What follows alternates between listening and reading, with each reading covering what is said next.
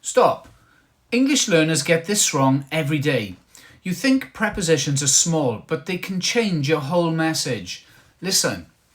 At work, someone says, I'm in the office, not on the office.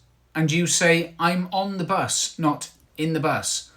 Tiny words, big mistakes. Older viewers know this pain from travel forms and airport signs. Say it with me.